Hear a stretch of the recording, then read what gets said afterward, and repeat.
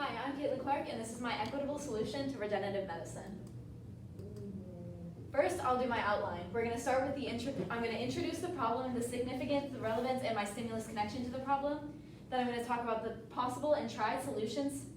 And then I'm going to do my solution, the evidence, the limitations, and the counter limitations, and then we're going to do the conclusion. First, we're going to start with the introduction. The best question is, what is regenerative medicine?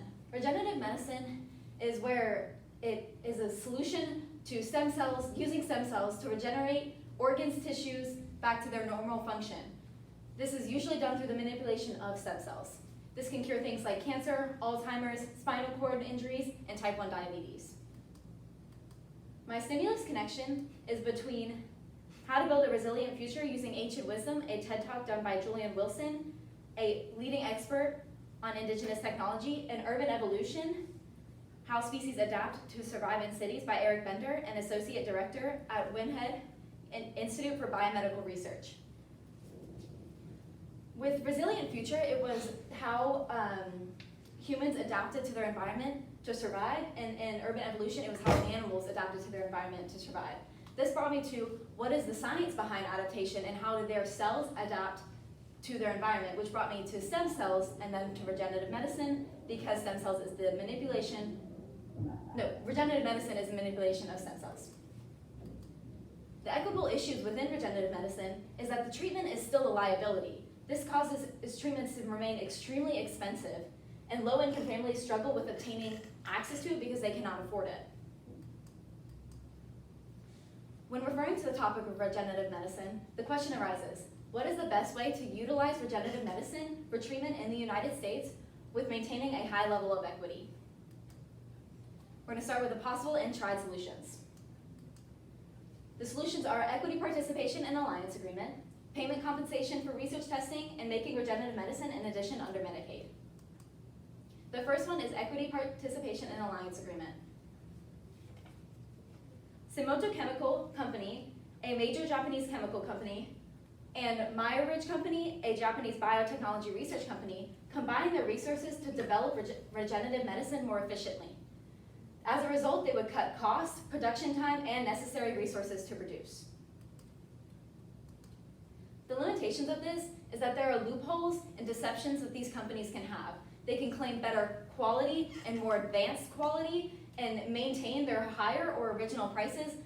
So instead of reducing the cost and the production time, they would actually be increasing it. This would benefit the company as they would make more money, but not the people in the low-income communities who would need this. The next solution is payment compensation for research testing. Women being tested on or gathering resources from would need compensation beyond just the product or the oocytes that they are obtaining from these women.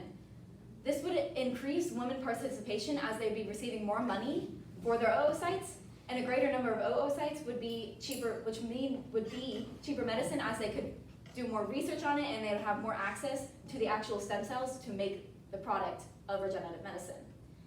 This would also make better access for low-income families because as the price is reduced, because they have more research on it and more resources to make it, the price would reduce.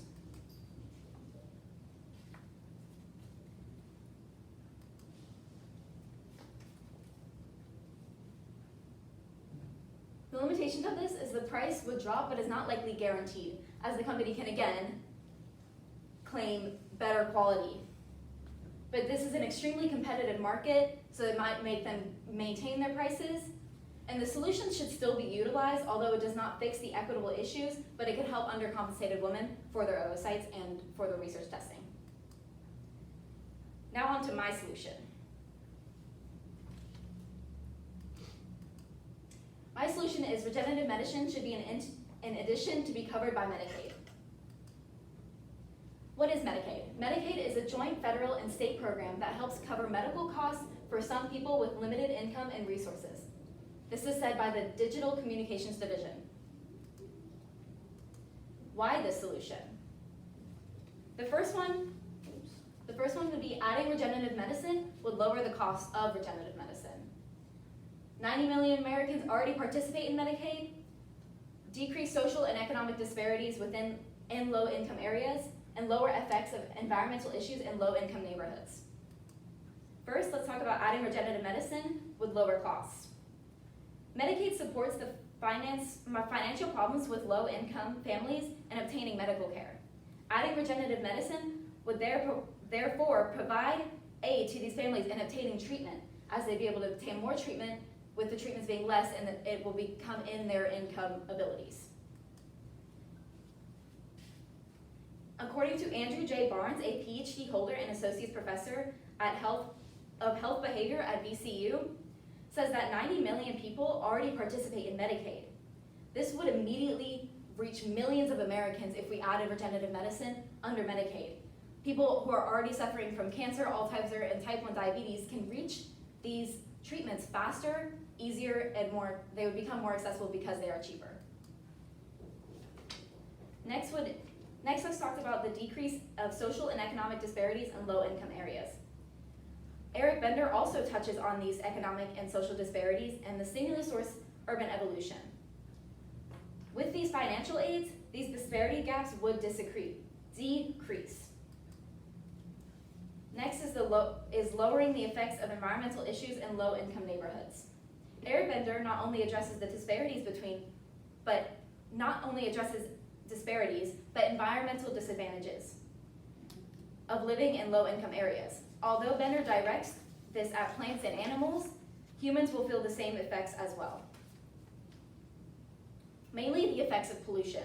A chemical called polychlorinated biphenyls is known as a carcinogen. In other words, polychlorinated biphenyls are capable of causing cancer in living tissue. This chemical is a large source of pollution in low-income areas due to industrial waste, causing many people to feel these effects. My limitations is Medicaid and price requirements may vary from state to state, and the New York fraud, which is a fraud where New York increased the Medicaid prices. My counter rebuttal is that there are laws in place to regulate Medicaid change that Congress has to authorize. In conclusion, adding regenerative medicine to Medicaid would make higher accessibility, lower disparity gaps, and make regenerative medicine under Medicaid. This is my works cited. Thank you.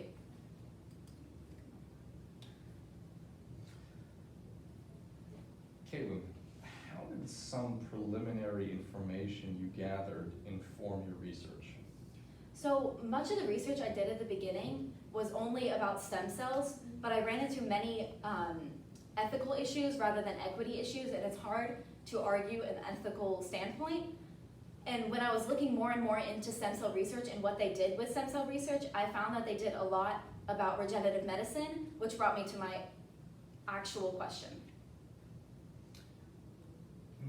What additional questions emerged from your research, and why are these questions important?